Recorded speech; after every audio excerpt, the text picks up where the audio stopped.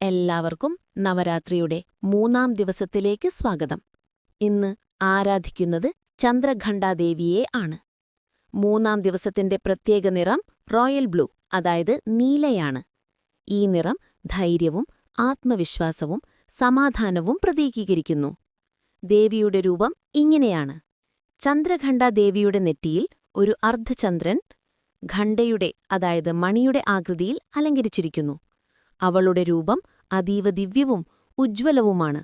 അമ്മയ്ക്ക് 10 കൈകളുണ്ട്, സിംഹവാഹിനിയായും പ്രത്യക്ഷപ്പെടുന്നു.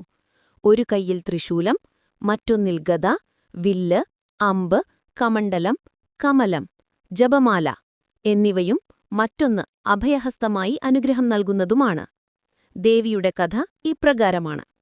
അമ്മ, അതായത് പാർവതി, ശിവനെ വിവാഹം കഴിച്ചപ്പോൾ അവൾക്ക് ചന്ദ്രഘണ്ഠ എന്ന പേര് ലഭിച്ചു.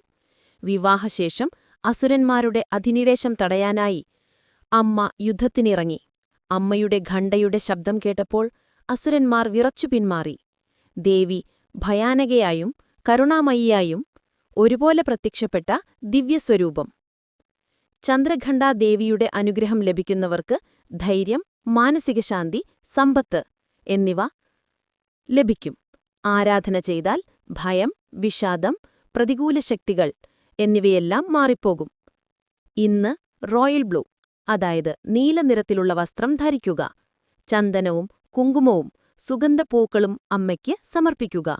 പാല്, തേന്, കൽക്കണ്ടം എന്നിവ നൈവേദ്യമായി സമർപ്പിക്കാം. ഓം ദേവി ചന്ദ്രഘണ്ഠായൈ നമഃ എന്ന മന്ത്രം ജപിക്കുക. 3-ാം ദിവസത്തെ ആരാധന നമ്മെ ധൈര്യശാലികളാക്കി ജീവിതത്തിലെ വെല്ലുവിളികളെ നേരിടാൻ പ്രചോദനമാകും. ചന്ദ്രഘണ്ഠാദേവിയുടെ അനുഗ്രഹം എല്ലാവർക്കും ലഭിക്കട്ടെ. ജയ് മാതാ ചന്ദ്രഘണ്ഠ.